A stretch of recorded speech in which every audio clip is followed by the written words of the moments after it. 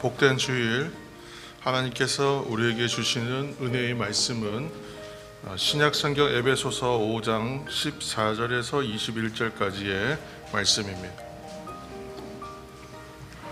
신약성경 에베소서 5장 14절에서 21절까지의 말씀은 신약성경 315면에 있습니다. 신약성경 315면 에베소서 5장 14절에서 21절까지의 말씀, 여러분과 제가 오늘은 함께 합독하여 14절에서 21절까지의 말씀을 함께 읽겠습니다.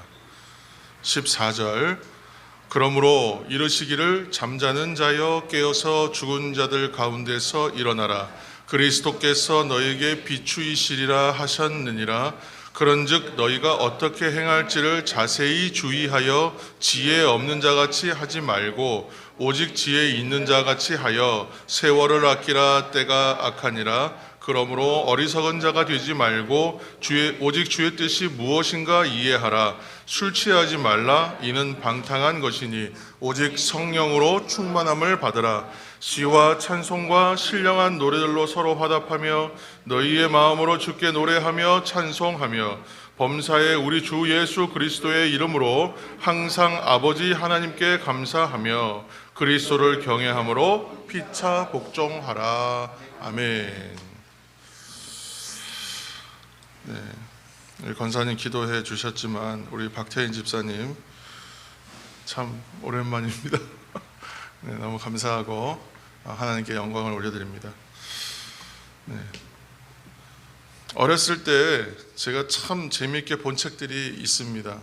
그때는 책이 그렇게 지금처럼은 흔하지 않았던 것 같아요. 그래서 그런데도 뭐 좋지 않은 형편이었음에도 불구하고 어머니가 그래도 책을 이렇게 꼭 이렇게 한 질씩, 예전에는 그렇게 책 외판은 이렇게 다니는 뭐 있잖아요.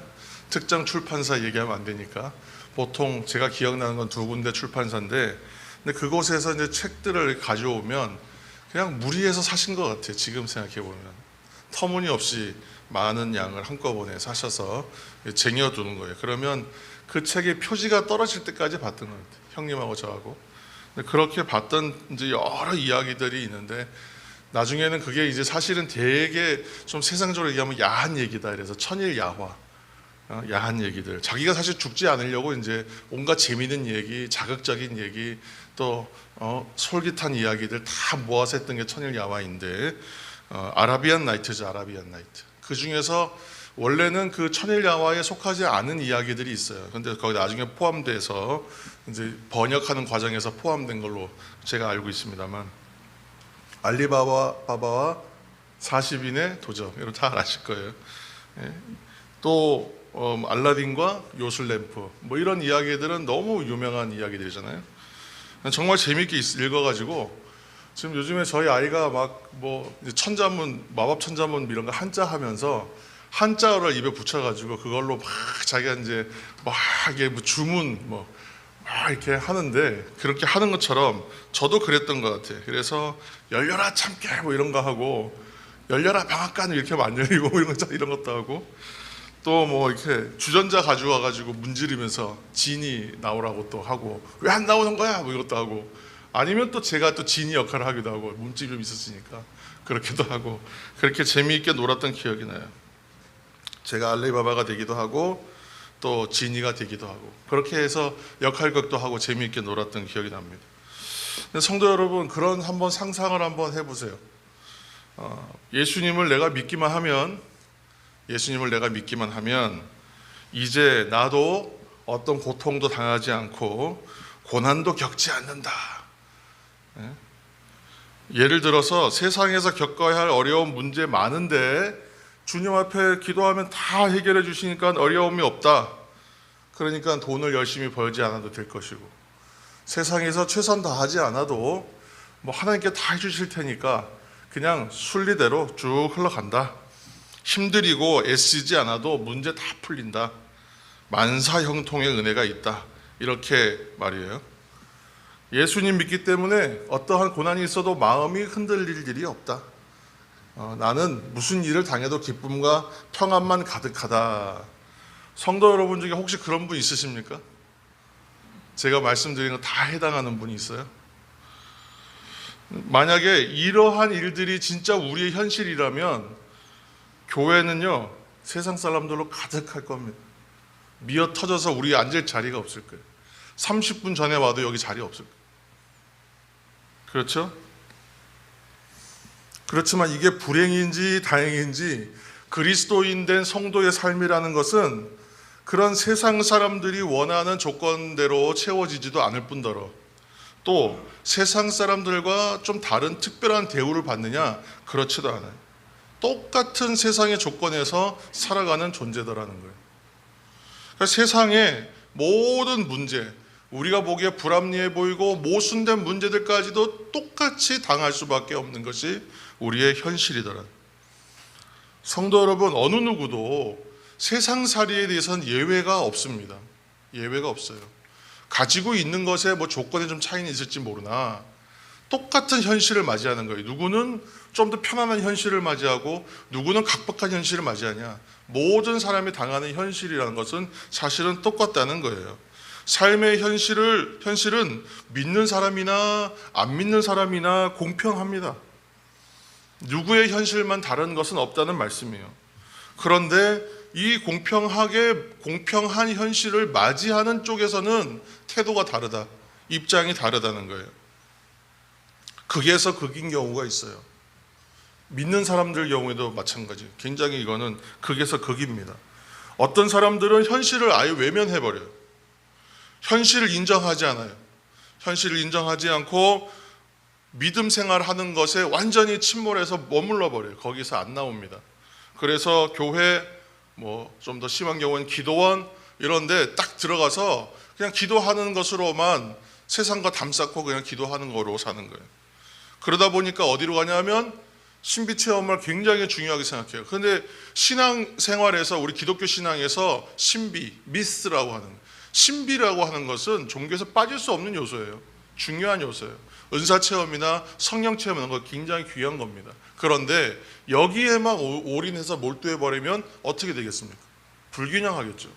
근데 그렇게 가는 경우 국제 정세가 어떠하든지 남북의 긴장 관계가 어떠하든지 사람들의 생활이 양극화돼서 가난한 사람들이 어떠한 어려움을 당하고 사는지 그냥 눈 닫고 귀 닫고 세상 뉴스는 관심 없이 살아가는 사람들 있다는 거예요. 그렇다면 또 한쪽은 어떤가? 이분들은 신앙이라고 문의는 신앙인인데 신앙하고 상관없어요. 오직 합리, 오직 이성 이것 강조해서 사회 문제, 정치 문제 일어나면 일단 뛰어나가는 거예요. 광화문이든 법원 앞이든 간에 일단 뛰어나가는 것입니다. 손에 무엇을 들었던 간에 영성과는 상관이 없어요. 이성적이고 합리적인 사고, 행동을 해야 한다. 이거 두 가지를 얘기했는데 이 두 가지를 이야기한 이유는 이 두 가지가 양극단이기 때문에 그렇습니다. 양극단. 오늘날 이런 양극단적인 태도가 한국 사회에 팽배한 것 같습니다. 그러니까 이러한 태도는 모두 성도된 그리스도인들에게는 온당치 않은 태도라고 생각해요.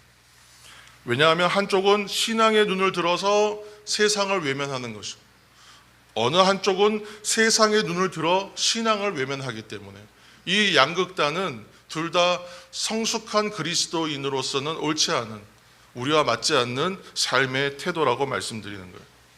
치우쳤기 때문에 그렇습니다. 우리가 말하는 기독교 신앙의 본질을 추구하는 것이라고는 할 수 없어요. 제가 우리 사랑담은 교회에 부임하면서 항상 입에 붙이고 있는 가장 많이 표현했던 단어가 아마 본질인 것 같아요. 본질. 신앙의 본질. 그래서 본질을 추구하는 신앙생활 계속 이야기하는데 신앙의 본질을 추구하는 성도의 삶은 한마디로 얘기하면 굉장히 풍요로운 것이거든요. 그 현실의 문제가 어떠하든 간에 풍성하게 누리는 것에 관점이 있어요. 풍요로워져요, 결국은. 그런데 이러한 극단적인 자리에 있을 때는 어때요? 전자는 현실성이 없어서 삶의 변화가 없어요. 후자는요, 은혜를 누리지 못하기 때문에 허무해져요. 자기는 최선을 다하고 열심히 온몸으로 뛰었는데 허무하다는 거예요. 사랑하는 성도 여러분, 그렇다면 우리는 어떻게 살아야 하는가? 어떻게 하면 우리는 현실도 외면하지 않으면서 영적으로 깊은 은혜도 추구할 수 있을까? 양극단이 아니라 이 양쪽에 있는 장점들을 다 취할 수 있을까? 우리가 누려야 할 그것들을 어떻게 누릴 수 있을까요? 우리는 생각의 차이에 따라서 요즘에 사람을 이분법으로 나눕니다. 대한민국에서 이게 가장 심각한 문제라고 생각해요. 진보냐 보수냐 이렇게 나눠버려요. 전 정치 얘기를 하려고 하는 게 아니에요. 정치뿐만이 아니라 세상살이와 의견을 나누는 부분에서는요, 진보냐 보수냐 굉장히 명확하게 갈리는 것 같아요. 그런데 사실은요, 잘 생각해 보면 그런 것 같아요. 내가 있는 위치에서 나보다 왼쪽이면 어떻게 해요? 진보. 저 사람은 나보다 진보. 저보다 오른쪽에 있으면요, 그 사람은 저보다 보수예요.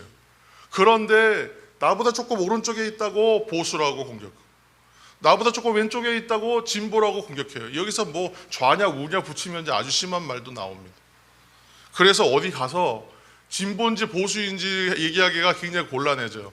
처신하기가 어렵다고요. 그래서 어떻게 하냐면 나는 뭐라고 얘기해요? 나는 이쪽도 저쪽도 아니라 중도다, 그렇게 얘기해요. 중도. 그런데 세상살이가 그렇게 딱딱 나눠지면 얼마나 좋겠어요. 나는 좌, 너는 우, 나는 중도, 딱 갈라지면 좋겠는데 그렇게 구분이 됩니까? 안 돼요. 다 상대적인, 절대적인 것이 없어요.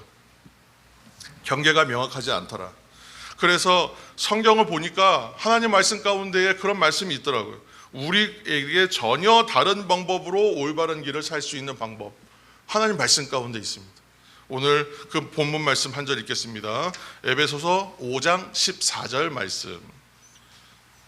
에베소서 5장 14절 함께 읽어요. 그러므로 이르시기를 잠자는 자여 깨어서 죽은 자들 가운데서 일어나라. 그리스도께서 너에게 비추이시리라 하셨느니라. 아멘. 그리스도는 빛이시다.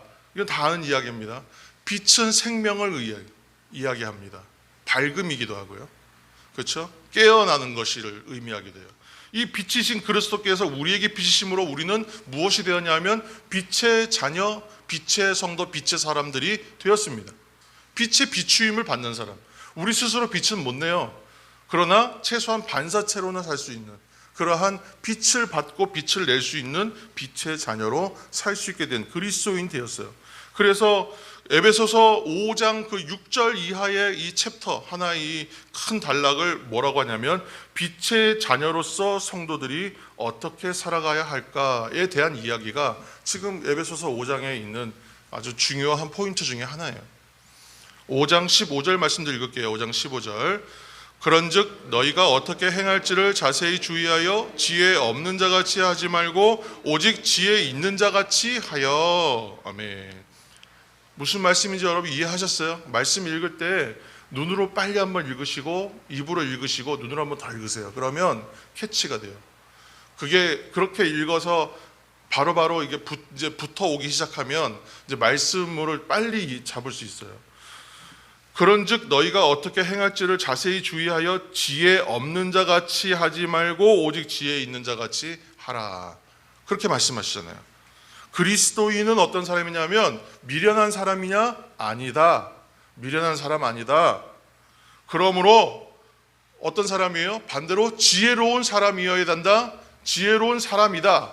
지혜로운 사람이어야 한다. 이 말이 같이 있는 거예요.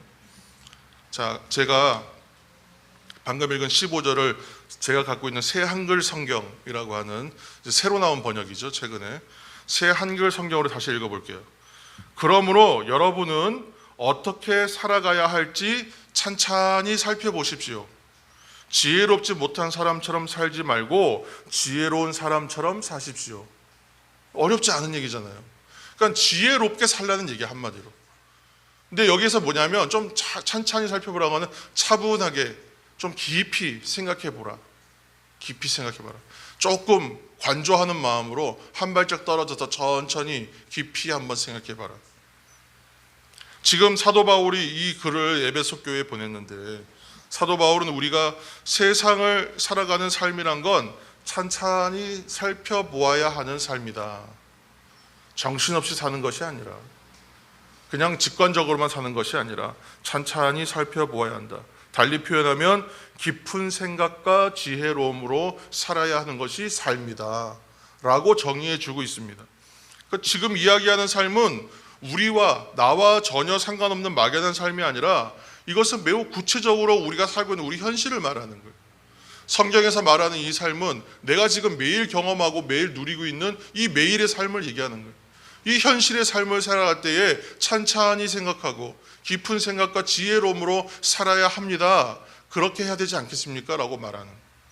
성도 여러분, 만일 그리스도인이 치열한 이 삶의 현실과는 동떨어진 삶이라면 사실은 이 고민을 이야기할 필요가 없어요. 중세 수도원의 삶을 사는 인생이라면 고민할 필요가 없어요. 매일 그냥 그 수도원의 일과에 따라서 성무일도 하루에 한 가지씩 열심히 일해서 땀 흘리고 그냥 묵상하고 그렇게 살면 되는 거예요. 무슨 고민이 있겠습니까? 어떻게 하면 하나님과 더 깊은 영성으로 가서 하나님의 깊은 영성을 누릴 수 있을까? 그것만 고민하면 되죠. 수도사들은. 아니면 사막에 나가 있었던 사막의 교부들, 성 안톤이나 그 유명한 그런 영성가들이 있습니다. 사막의 영성을 가졌던 사막 교부들. 그 사람들 어떻게 했어요? 거기에서 생존의 문제에 직면하여 어떻게 하면 하나님 깊이 만날까? 그것만 연구했잖아요. 그런 현실이라면 우리와 현실은 달라요. 지금 굳이 깊이 생각하고 지혜롭게 처신해야 됩니다. 이런 얘기를 할 필요가 없죠. 지금 이 글을 써서 받고 있는 사람들은 에베소 교인들이었거든요. 에베소는 어떤 땅이었는지 우리가 막연하지만 좀 대략적인 내용들을 알고 있잖아요. 우상이 가득한 지역이었잖아요. 현실에 만나는 것이 우리가 생각하는 성도로서의 안온하고 편안한 삶하고는 너무가 차이가 나는 그런 각박한 현실이었잖아요. 엄정한 현실이었죠. 누구에게도 공평하게 다가오는, 그러나 원하지는 않았던 그렇게 공평하게 오는 엄정한 현실. 그런데 그리스도인이라고 해서 지금 말씀드린 것처럼 그리스도인들만의 별도의 세상에 사는 것이냐, 수도원이나 그런 생활처럼. 그렇지 않다. 이 땅에 살아가는 사람들은 동일해요. 두 발을 땅에 딛고 많은 사람들과 함께 호흡하고 관계 맺고 부대끼면서 살아가는 것이 인생입니다. 한마디로 잘 어른들이 그렇게 얘기했잖아요. 지지고 볶는다. 지지고 볶는다. 지지고 볶는 현실이에요. 누구나 예외 없이. 그래서 늘 닥쳐오는 현실의 문제들을 어떻게든지 풀어내야만 다음 단계와 내일이 있는 그런 삶을 살고 있는 것입니다. 그래서 우리에게 무엇이 필요하냐면 깊은 생각과 지혜가 필요하다. 오늘 그 사도 바울은 그렇게 이야기하고 있습니다. 그런데 문제가 있어요. 문제가. 이 세상이 어떤 세상인가? 16절 말씀 함께 읽겠습니다. 16절. 세월을 아끼라 때가 악하니라. 아멘. 이거 잘하는 말씀입니다. 우리는 세월을 아끼라에 많은 방점을 두고 그동안 나누었어요. 그런데 이 뒷부분이 상당히 중요해요. 때가 악하다. 무슨 얘기냐면 세상이 악하다. 특히나 아까 말씀드린 대로 에베소로 보내는 편지를 썼던 사도 바울이 살았던 그 시대도 때가 악하였다는 거예요. 지금으로부터 거의 2000년 전 이상입니다. 그때나 지금이나 현실로 만나는 세상은 어땠어요? 악하더라. 똑같다. 그때도 힘들었고 지금도 힘든 거예요. 이것이 세상의 본질이고 세상 속에 살아가는 성도들의 본질일 수밖에 없는 것이 악하다는 거예요. 세상이 악하다. 그래서 하나님께서 성경의 말씀을 통해서 우리에게 그 악함에 대하여 가르쳐 주시는 거예요. 이 악함은 성경에 어떻게 드러났었어요? 창세기에는 뱀의 형상으로 나타났었고, 욥기에서는 어떻게 나타납니까? 사탄이라는 이름으로 나타납니다. 우리는 이 악이나 악한 존재, 악함이라고 하는 것, 악함에 물드는 삶, 이거를 너무 비현실적으로 받아들일 때가 많아요. 무슨 말씀이냐 하면 이것은 나와는 상관없는 문제, 악이라고 하는 문제는 나와는 별로 상관이 없는 문제로 생각해요. 아니면 되게 막연하고 좀 더 추상적인 것, 현실이나 실체가 없는 것, 그냥 악함이라고 하면 막연하게 그냥 악하다 이렇게 생각하고 말아요. 아이들에게 악하다, 악마, 악함 이런 걸 그림으로 표현해 보라 그러면 어떻게 그릴 것 같으세요? 여러분 똑같은 그림 그리셨죠? 지금 머릿속으로? 머리에 뿔 2개 달리고 좀 더 디테일하게 묘사하면 어떻게 해요? 꼬리가 이렇게 뾰족한 꼬리가 달려있는 그 정도. 색깔은 어떤 색깔이에요? 대체로 검은색. 맞습니까? 우리가 생각하는 악함의 실체는 그 정도예요. 비현실적이에요. 인간이 죄인이다 이런 말은요 그냥 공감할 수 있어요. 그렇죠, 이렇게 이해할 수 있어요. 왜 나와는 별로 상관없거든요.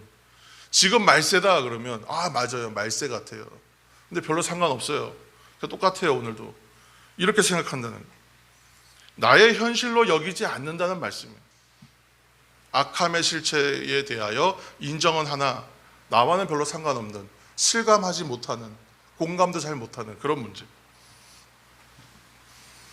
이런 악함을 그냥 흉악한 괴물 같은 것으로 인식하기 쉬워요. 그런데 악은요 우리가 보기에 굉장히 좋아 보이고 아름다운 것으로 가득 차 있어요. 세상의 악이라고 하는 것은 그런 것으로 드러나 있어요. 오늘 말씀이 기록되어 있는 사도 바울 시대의 세계의 중심은 로마 제국이었죠. 1세기에서 2세기 무렵입니다. 대략 1세기에서 2세기 무렵 찾아보시면 팍스 로마나의 시대 이렇게 돼 있어요. 팍스 로마나는 모든 권력과 부와 정치와 힘이 다 로마에 집중되어 있어서 로마가 누렸던 평화의 시기, 평안의 시기, 전쟁은 거의 이제 없어요. 웬만한 땅 다 정복했거든요. 이제는 지키는 거예요. 그러니까 반란이 일어나거나 속주나 이런 데서 반란이 일어나면 식민지 가서 집정관 파견해서 거기만 진압하면 되는 팍스 로마나의 시대. 모든 것이 풍요하고 부여로웠던 시대라서 팍스 로마나. 그런데 그 팍스 로마나라는 뜻이요 결코 좋았다고 해서 아주 아름다운 이름으로 쓴 것이 아닙니다. 비아냥거리는 말이에요. 비판적으로 썼어요. 왜요? 팍스 로마나에서 누리는 권력의 정점에 있는 사람들은요 최고의 풍요로운 시기예요. 그러나 그 소수의 지배계층을 제외하고 나머지 사람들은 어땠을까요? 최상위 계층 로마 시민을 제외한 나머지 사람들, 하층, 노예들, 식민지 백성들은 어땠겠어요? 제국주의의 피해를 고스란히 받았던 시대 아닙니까? 인권과 자유와 생명의 위협 속에서 누구나 로마는 그 당시에 시민권 받고 싶은 그러한 나라 삶이었다는 거예요. 누구나 동경했던 삶. 그러나 극소수의 사람만 누리고 나머지 사람들은 억압받는 체제였어요. 제국주의 시대입니다. 그것을 사람들은 팍스 로마나라고 칭송했지만 그것은 어떻게 보면 악함이라는 거예요. 세상의 악함. 오늘날 국가들이, 오늘날의 많은 나라들이 경제적인 것과 군사적인 것 두 가지. 이제는 뭐 경제 안보라는 말 나오고 안보 경제라는 말 나오잖아요. 그러니까 이제는 어떤 군사적인 힘, 외교적인 힘, 경제적인 힘을 다 뭉쳐서 그것이 그 나라의 국력입니다. 이제는 국력이 큰 나라가 세상을 주도하고 작은 나라는 피해받는 거예요. 그래서 어쩔 수가 없는 현실입니다. 이 현실이. 이 모습이 뭐예요? 옛날의 로마와 똑같은 겁니다. 어떻게 보면. 우리 대한민국도 이제 경제대국이라고 불리지만 우리 아이들은 어떻게 살아야 되냐면 어릴 때부터 생존 경쟁이에요. 어렸을 때부터. 저희 애를 키워보는데 이제 8살인데 이 아이도 현실로 우리가 그냥 깊이 인정하지 않으려고 할 뿐이지 이미 아이들은 경쟁이에요. 누구네 집 애들은 벌써 뭘 한대더라 이 소리가 들리면 가만히 있기가 어려워요. 뭐라도 하나 시켜야 돼요. 학원에 하나가 아니라 2개는 보내야 돼요. 사실은. 그런데 하나만 보내보자 일단. 너무 몰리면 어쩔 수 없이라도 하나 더 보내자. 아이들이 집에 벌써 오는 시간 늦어진다니까요. 초등학교 1학년, 2학년, 3학년 올라갈수록. 엄마들은 상대적으로 편하고 그런 시대가 되고 있지 않습니까?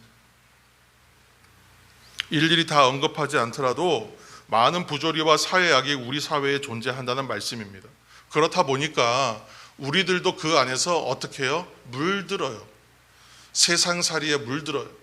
세상의 악으로 존재하는 것들이 우리의 삶으로 조용히 들어와요. 그래서 물드는 것입니다. 악에 물들어요. 그래서 깊이 생각하지 않으면 또 지혜롭게 하지 않으면 어떻게 되겠어요? 똑같다. 우리는 시대의 요구에 따르게 되고 결국은 무엇이 본질인지도 분간할 수가 없는 현실을 살 수밖에 없는 거예요. 그렇다면 오늘 말씀 가운데 발견해야 될 것들이 있잖아요. 지혜롭게 그럼 지혜로운 게 뭘까? 세상에서 말하는 지혜는 아닐 텐데 5장 17절 말씀 읽겠습니다. 5장 17절 읽습니다. 그러므로 어리석은 자가 되지 말고 오직 주의 뜻이 무엇인가 이해하라. 아멘. 저를 앞을 좀 보십시오. 사도 바울이 전하는 지혜는 오직 주의 뜻이 무엇인가를 이해하는 것이다, 그렇게 얘기하고 있어요. 주의 뜻이 무엇인가 이해하는 것이 지혜로운 것이다. 주의 뜻이 무엇인가. 그러니까 하나님의 뜻이 무엇인가를 아는 게 중요하다는 얘기잖아요. 우리가 새벽에 레위기 읽어가고 있는데 하나님께서 백성들에게 법을 주세요. 율법을 주세요. 말씀을 주셔서 이렇게 살면 된다, 이렇게 말씀해 주세요. 그 주신 율법대로 살면 되는 거예요. 그런데 그것만으로 하나님의 뜻을 설명할 수 있는가 했더니 아니다라는 거예요. 하나님께서 1번 이렇게, 2번 이렇게 십계명 같이 척척척 해서 주셨어요. 그래서 하위 율법까지 사람들이 계산하고 분석해서 그대로 살았어요. 그렇다고 해서 하나님의 뜻을 그대로 사는 거예요, 그게? 아니죠. 그것으로만은 말할 수 없던 거죠. 그것으로만 설명이 안 됩니다. 오늘날 성도도 똑같아요. 교회 출석 잘하고 전도도 잘하고 헌금도 잘하고 그리고 사람들 관계도 잘 맺고 그렇게 하면 어떻게 해요? 아, 이걸로 다 된 거예요? 다 된 걸까요? 일단은 그거 잘하는 것이죠, 그 자체로는. 그러나 그것으로 다가 아니죠. 틀린 것은 아니에요. 그것도 맞아요. 그렇지만 그것이 다가 아니에요. 하나님이 법을 주셨으면 법을 잘 지키는 것, 그것만이 다가 아니더라는 거예요. 율법은 옳은 것이지만 그것으로 신앙이라고 하는 것을 전부 다 담아서 설명해 낼 수는 없더라. 그 말씀을 드리는 거예요. 중요한 건 뭐냐 하면 정신이에요. 정신. 마인드라고 하는 거예요. 오늘날 마인드. 여러분 어느 한 분야에서 일하다 보면 가르치고 배운 것 외에 내가 생각하는 이해라는 것이 생기잖아요. 그리고 이 일을 향한 마음이 생겨요. 이 일은 어떠한 마음으로 해야 되겠다 해서 그 깊이를 더해가다 보면 처음에 들어온 사람들은 이해할 수 없는 숙련된 사람만의 기술과 마음과 정신이라는 게 깃들기 시작하잖아요. 그래서 장인이 되는 거잖아요. 마스터가 되는 거예요. 성도들의 신앙도 그렇다라는 거죠. 하나님이 주신 말씀대로의 문자대로의 해석이 아니라 이 해석은 하나님의 마음이 무엇일까를 이해하면서 더 깊은 묵상.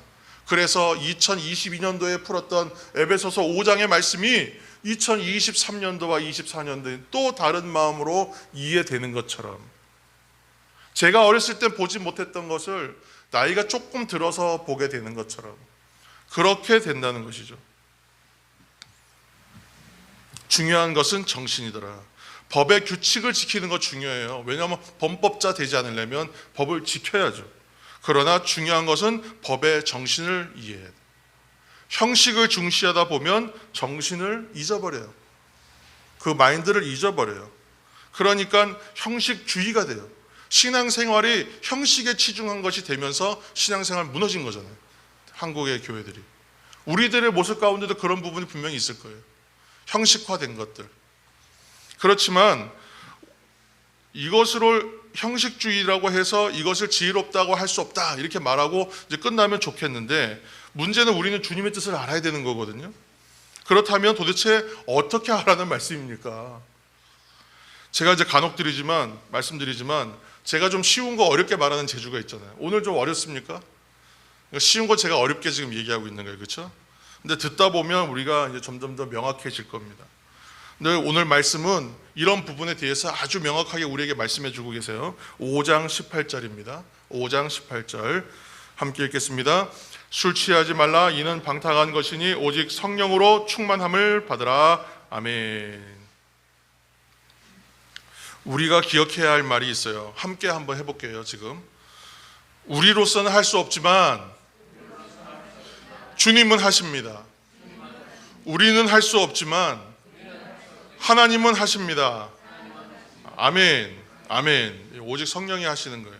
성령은 진리의 영이라고 했어요. 성령께서 우리에게 알려주세요.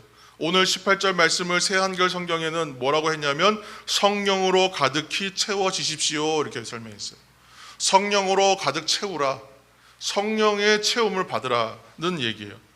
성령으로 가득 채워질 때에 어떻게 돼요? 주님의 뜻을 알게 된다. 오늘 결론. 그러면 내 생각과 내 판단이 우선되는 것이 아니라 성령의 소리에 귀를 기울여야겠구나, 성령께 순종해야 되겠구나, 이렇게 생각할 수 있잖아요. 그러면 우리는 어떻게 성령보다 앞서야 돼요? 그렇지 않아요. 앞설 수 없어요.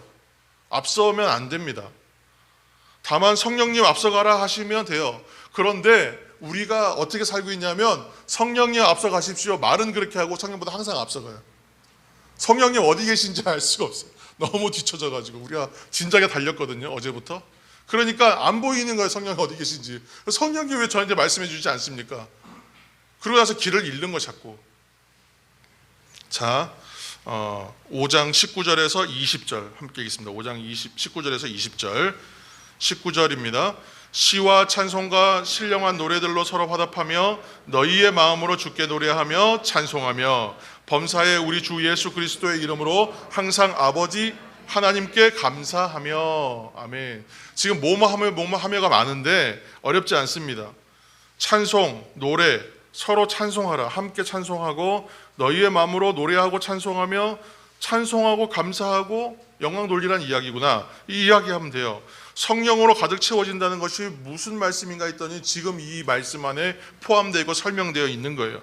시와 찬송과 영적인 노래로 서로 말하고 여러분들의 마음을 주님께 노래하고 찬송하십시오. 언제나 모든 일에 대해 우리 주 예수 그리스도의 이름으로 하나님 아버지께 감사하십시오. 예수의 이름으로 감사하라는 말씀. 서로 찬송하고 영적인 것으로 노래하고 이야기하라. 성령으로 가득 채워진다는 것이 그것이다. 제가 새 한글 성경을 다시 한번 읽어드릴게요. 시와 찬송과 영적인 노래로 서로 말하십시오. 여러분의 마음을 주님께 노래하고 찬송하십시오. 언제나 모든 일에 대해 우리 주 예수 그리스도의 이름으로 하나님 아버지께 감사드리십시오. 이제 말씀이 어떻게 들리세요? 오늘 우리가 함께 드리는 예배, 우리가 지금 예배를 드리고 있잖아요. 이 예배가 지금 저 말에 해당하지 않습니까? 어떠신 것 같아요? 우리가 하는 예배를 말하는 거예요. 저희 얘기는 우리가 함께 드리는 예배, 성령으로 가득 채워지는 시간과 그 삶, 주의 뜻을 따라가는 삶은 예배자로 사는 거예요. 예배자로, 예배의 시간으로 삼아야 된다. 우리의 시간들을 예배의 삶으로 살아내야 한다는 얘기가 되더라고요. 함께 찬양과 기도와 감사로 예배하는 것, 이렇게 예배하는 것이 성령을 가득하게 체험받는 시간이고 방법이고 길이더라는 얘기. 사랑하는 성도 여러분, 오직 주님을 찬양하시기를 예수님의 이름으로 축복합니다. 그리고 함께 찬양하시기를 축복합니다. 한 사람의 찬양은 한 사람의 찬양이 아름답지만 그러나 함께하는 찬양이 훨씬 더 커 아름다워요. 제가 가장 그리운 시간, 좀 그런 시간이 뭐냐면 찬양대, 어렸을 때부터 했던 성가대, 옛날 성가대 또는 찬양팀, 여러 사람이 화성과 화음을 맞춰서 함께 창화하여 노래하고 소리를 맞춰가던 그 시간들이 그리울 때가 있어요. 혼자는 못해요. 아무리 내 소리가 뛰어나고 예뻐도 그 소리와 풍성함을 흉내낼 수가 없어요. 이게 비교가 안 되는 겁니다. 그래서 우리가 금찬 때도 한번 말씀드렸지만 한 사람의 기도와 한 사람의 찬양이 아니라 9사람, 10사람만 모여도요 굉장히 그 소리는 파워풀해요. 혼자 할 수 없는 그런 감동이 있어요. 북돋아주는 힘이 있어요. 제가 1시간 여기 서서 기타 메고 찬양 인도하고 찬양하는데 그 시간이 체력적으로 힘들 수 있는 시간이거든요. 땀도 많이 흘려요. 원래 몸에서 뭐가 많이 나오거든 제가. 그런데 함께 하면요 그 1시간 빨리 지나가요. 굉장히 빨리 지나가요. 그리고 안에 막 맺혀있던 게 다 풀려나가는 시간이에요. 저도 은혜가 충만해져요. 함께 찬양할 때에 연합과 일치가 있더라는 거예요. 마지막으로 어떻게 해요? 예수의 이름으로 나 함께 나아가. 예수의 이름으로 함께 감사하라. 예수의 이름으로 함께 나아가시고 예수의 이름으로 함께 감사하시기를 예수님의 이름으로 축복합니다. 이 말은 기도입니다. 예수의 이름으로 하나님께 나아가 감사하는 것 기도잖아요. 앞에 얘기했던 건 예배고, 이러한 행동들은 우리의 삶을 하나님이 책임지십니다 하는 믿음의 고백이에요. 기도는 내가 뭘 아뢰고 내가 뭘 부탁하고 하나님께 매달리고 그렇게 기도하잖아요. 사실은 그 기도가 뭐예요? 하나님께서 내 삶을 책임지실 거라는 믿음의 고백이잖아요. 그 행동이에요. 기도는 믿음의 행동. 이러한 고백으로 가득한 예배를 통해서 우리가 무엇으로 충만해져요? 성령으로 충만하여진다. 성령으로 가득 채움받는다. 성령 안에 거하게 된다. 그리고 나서 어떻게 됩니까? 주님의 뜻을 이해하게 된다는 거예요. 주님의 뜻을 알려주시옵소서 우리가 기도하잖아요. 그러면 내가 예배의 삶을 살 때 하나님께서 나에게 채워주시는 뜻을 발견하게 될 줄로 믿습니다. 예수의 이름으로 감사하고 하나님께 나아가는 사람, 기도하는 사람, 예배의 삶을 사는 사람들은 성령의 충만함을 받고 성령으로 체험받은 사람들은 주님의 뜻을 알게 될 것이라 오늘 말씀하고 있습니다. 주일의 이 공동체 예배는 너무 소중합니다. 이 공동체 예배뿐만이 아니라 그런데 매일 새롭게 주어지는 삶의 시간도 그렇게 예배가 돼야 한다는 거예요.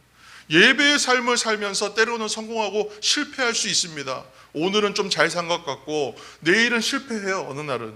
그렇게 하다가 주일에 와서 그 부분들에 대해서 체험받고 또한 그 부분에서 격려함을 받고 또 세상에 나아가서 예배로 살기를 힘쓰는 거예요. 주님의 뜻을 우리가 모를까요? 알게 돼요. 삶의 자리를 이렇게 살아갈 때에 성령으로 가득 채워지는 삶, 충만함이 있습니다. 주의 뜻을 깨닫게 될 것입니다. 예배의 충만함을 누리시기를 예수님의 이름으로 축복합니다. 기도하겠습니다. 사랑의 하나님 감사합니다. 오늘도 주님을 찬양합니다. 함께 찬양합니다. 우리가 함께 할 때에 연합과 일치가 있을 줄로 믿고 우리가 함께 예수의 이름으로 하나님께 감사하고 예수의 이름으로 하나님께 나아갑니다. 기도로 나아갑니다. 찬양과 감사로 나아갑니다. 그렇게 예배합니다. 성령으로 우리를 가득하게 체험받게 하여 주시고 그 가운데에서 성령 충만함으로 주의 뜻을 깨달아 그 하나님이 주시는 충만함과 풍요로움을 이 땅 가운데에서도 누리며 살아가는 성도의 삶 되게 하여 주옵소서. 예수님의 이름으로 기도합니다. 아멘.